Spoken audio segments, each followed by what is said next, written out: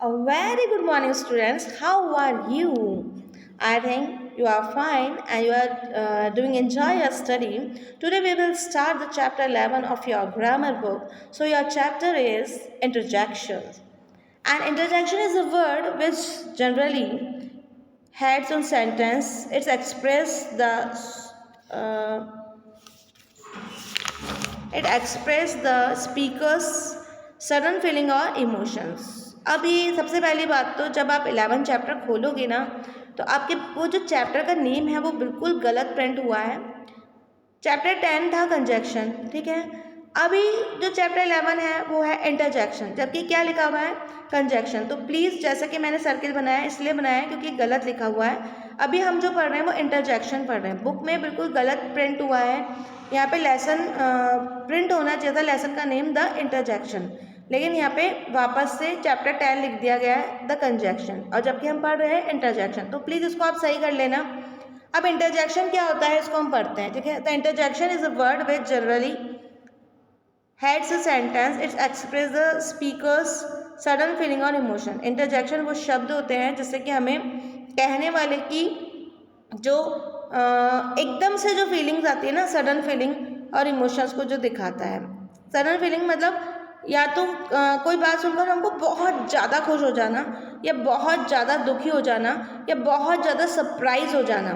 तो कुछ वर्ड ऐसे होते हैं जो हाँ, जैसे कि आजकल तो मोबाइल का यूज़ होता है, व्हाट्सएप का यूज़ होता है, तो उसमें कई तरह के इमोजी होते हैं, ठीक है. ये इमोशन से बने हैं इमोजी.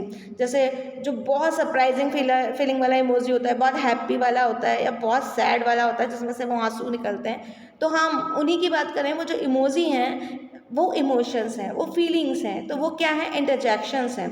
अब कैसे, जैसे कि बहुत एकदम से हमें कोई खुशी मिल गई तो हम कहते हैं वाओ, ऐसा करके खुश होते हैं ना. तो वो एकदम वाली जो फीलिंग है, जो सडन फीलिंग है, जो इमोशंस हैं, उनको हम क्या कहते हैं, इंटरजेक्शन कहते हैं. होता है ना एकदम से, समझ लीजिए कि ऐसी कोई चीज़ जिसे हम पाना चाहते हैं और वो एकदम से हमें मिल जाती है तो कैसी फीलिंग आती है, वाव वाली आती है ना.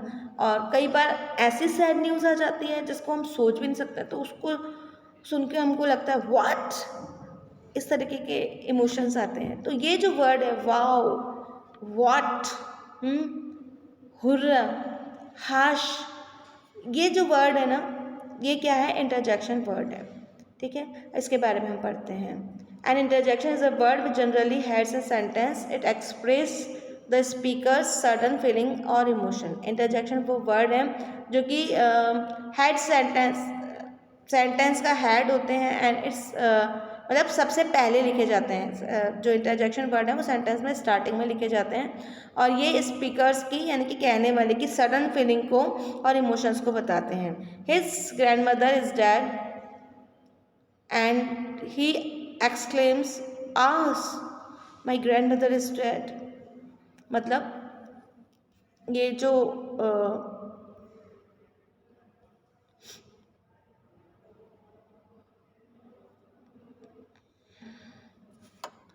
अब यहाँ पे भी गलती है इस बुक में. यहाँ पे पिक्चर तो दे रखी है ग्रैंडफादर की, सेंटेंस में लिख रखा है ग्रैंड मदर. तो इसको भी आप सही कर लीजिएगा कि हिज ग्रैंडफादर इज डेड. तो अब वो बच्चा कैसे कैसे दुख में कहेगा ना, या तो ओह का यूज़ करेगा, या alas my grandmother is dead, या alas my grandfather is dead. तो दुखी होकर जब उसने यूज़ किया और उसने आस वर्ड का यूज़ किया, तो ये जो आस वर्ड है जो कि सेंटेंस के बिगनिंग में लगा है और जिसके बाद में एक इंटरजेक्शन मार्क भी लगा हुआ है, जो कि एक डंडा और एक नीचे एक पॉइंट लगा हुआ है ना, तो ये इंटरजेक्शन मार्क कहलाता है. तो इससे भी आप पहचान सकते हैं कि इंटरजेक्शन है. तो ये आज क्या है, इंटरजेक्शन है, जैसे कि अचानक दुख की अभिव्यक्ति हुई. Here is interjection is alas. यहाँ पे आस क्या है, इंटरजेक्शन है. Here are some other more examples. Alas am ruined, hurrah we have won the match, ah me my purse is lost.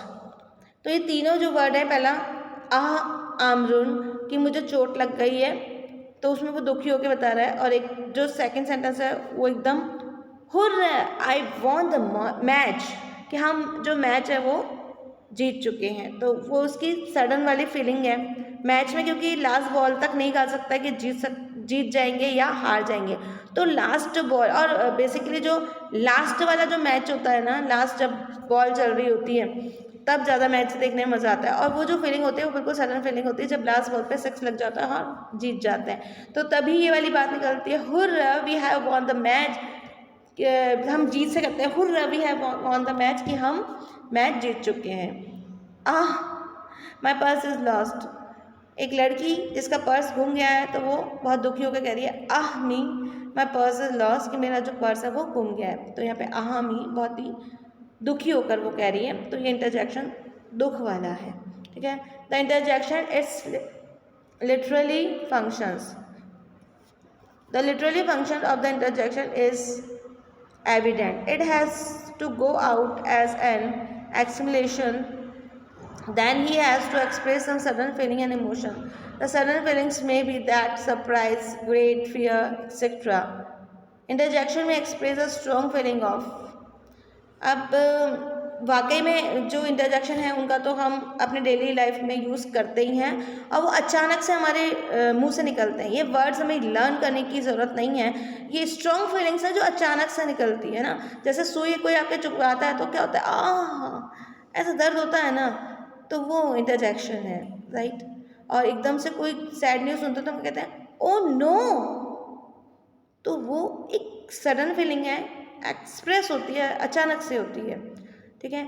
और इसी तरीके से जब हमने कोई बहुत ही ब्यूटीफुल सीन देख लिया तो कहते हैं wow what a wonderful scene.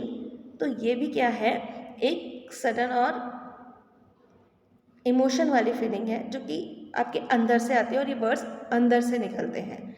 Interjection में express a strong feeling of. Interjection में हमारी स्ट्रॉन्ग फीलिंग आती है।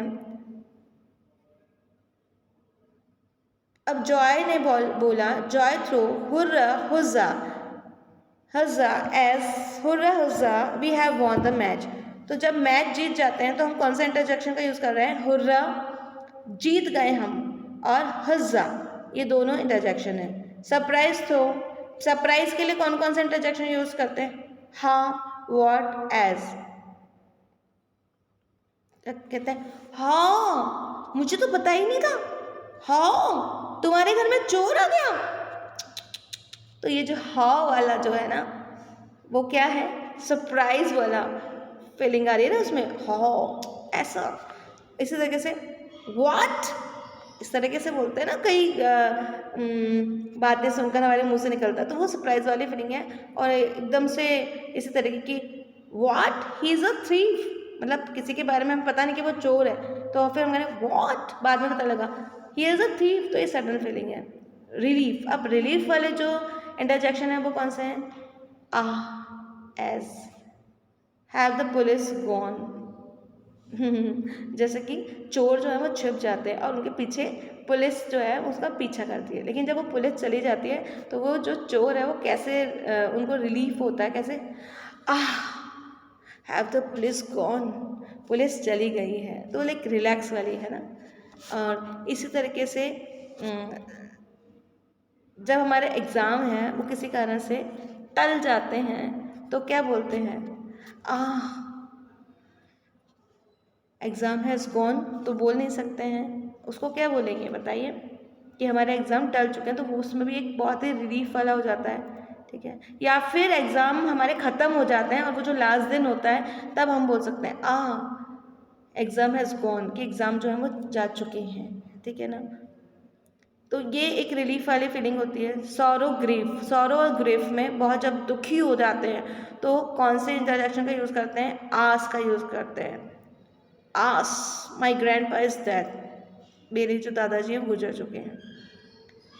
Approval through bravo well done, जब किसी को शाबाशी देनी है, किसी को प्रेरित करना है तो उसके लिए हम क्या करते हैं, कौन सा इंटरजेक्शन यूज़ करते हैं, bravo well done, bravo you have done a wonderful deed, कि तुमने बहुत महान काम किया है, बहुत अच्छा काम किया, तो हमने उसको शाबाशी दी, पीठ थपथपाई, ब्रेवो। या फिर यदि हमने किसी ने अच्छा काम किया तो क्या कहते हैं, वेल डन, बहुत अच्छे तरीके से आपने ये काम कर दिया है। तो ये इस तरीके के इंटरजेक्शन होते हैं जो कि सडन फीलिंग होती है, इमोशंस होते हैं जिनका सेंटेंस में यूज़ होता है। और यदि आपको इसकी पहचान करनी है तो सबसे पहले तो ये देखना कि सेंटेंस में बिल्कुल बिगनिंग में ये इंटरजेक्शन वर्ड लिखा हुआ होगा और इसके पीछे इंटरजेक्शन मार्क होगा। तो ये इंटरजेक्शन वर्ड और मार्क की पहचान है, राइट। अब आगे चलते हैं, इसकी एक्सरसाइज डिस्कस करते हैं। मल्टीपल चॉइस क्वेश्चन है, dash my purse is lost, कौन सा इंटरजेक्शन आएगा? यहाँ पे इंटरजेक्शन आएगा आहा मी माई पर्स इज लॉस्ट, और आस भी आ सकता है। देखिए यहाँ पे थोड़ा सा ये कन्फ्यूज़न क्रिएट कर दिया है, आस भी दे दिया है, आमी भी दे दिया है और हुर्रा दे दिया। तो हुर्रा तो नहीं आएगा। हुर्रा तो किस में यूज़ होता है कि बहुत खुश हो जाते हैं उसमें, ठीक है। अब जब किसी का पर्स खो गया है तो इसमें आस भी आंसर आ सकता है और आमी भी आ सकता है, दोनों आ सकता है, तो दोनों ठीक है। फिर है सेकेंड वाला, we have won the match. मैंने बताया आपको कि जब सडनली बहुत खुश हो जाते हैं तो ऑब्वियसली उसमें हुर्रा या हज़्ज़ा आता है। तो यहाँ पे यदि लिखा हुआ है हुर्रा, आस और अहामी में, तो हमें सबसे खुशी वाला कौन सा चूज़ करना होगा? हुर्रा, ठीक है। नेक्स्ट अहामी, आमरून। अब देखिए यहाँ पे अहामी है और आस है, तो हम यहाँ दोनों का यूज़ कर सकते हैं कि मुझे चोट लग गई है तो आहामी इसमें यूज़ आ सकता है, ठीक है ना। तो आहामी और आस का यूज़, दोनों का यूज़ किसके लिए होता है? दर्द में होता है, दुख में होता है, तो दोनों यूज़ हो सकते हैं। Read the following sentence carefully, the pick out of the interjection them. एक ये जो क्वेश्चन भी है इसमें सेंटेंस को पढ़ना है और इसमें से इंटरजेक्शन को छांटना है। Shame you dishonoured your own mother, बहुत ही शर्म की बात है कि आपने अपनी माता जी का अपमान किया है। तो यहाँ पे बताओ जल्दी से इंटरजेक्शन वर्ड कौन सा होगा? तो मैंने आपको दो पहचान बताई थी कि कोई भी जो सेंटेंस होगा उसका हेड वर्ड होगा इंटरजेक्शन, तो जो नंबर 1 वर्ड है शेम, और प्लस उसके बाद में क्या लगा हुआ है? इंटरजेक्शन मार्क लगा हुआ है। तो आपको जो शेम है ना वो क्या है? आपका इंटरजेक्शन वर्ड है, ये वाला, ठीक है, ये, क्योंकि इसके पीछे इंटरजेक्शन मार्क है। Bravo you have climbed Mount Everest. अब इसमें जो इंटरजेक्शन वर्ड कौन सा है? ब्रेवो, शाबाश, तुम माउंट एवरेस्ट पर तुमने चढ़ाई कर ली। तो यहाँ पे इंटरजेक्शन वर्ड कौन सा है? ब्रेवो, ठीक है। हैव द पुलिसमैन गॉन, बहुत रिलीफ वाला ये इंटरजेक्शन आ गया। तो ये जो इंटरजेक्शन है उसके पीछे इंटरजेक्शन मार्क है, तो ये भी आंसर है। फिर आहा me you have kill my dog, बहुत दुखी होकर कह रहा है कि तुमने मेरे डॉग को मार दिया, आहा मी। तो ये आहा मी इसमें इंटरजेक्शन वर्ड है।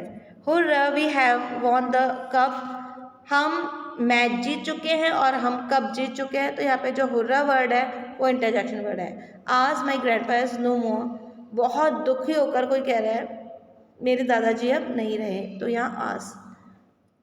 Hello what are you doing here, hello, यहाँ पे ये इंटरजेक्शन वर्ड है हेलो, कि तुम यहाँ क्या कर रहे हो, है ना। Hello what are you doing here, बोलते हैं ना अपन एकदम किसी अनजान को देखकर, और एकदम आपके रूम में आ जाए या आपके ऑफिस के कैबिन में आ जाए तो कहेंगे hello what are you doing there, कि तुम यहाँ क्या कर रहे हो। तो ये इंटरजेक्शन वर्ड है जो कि एक अद्भुत, एक सरप्राइज, एक इमोशन वाली फीलिंग होती है।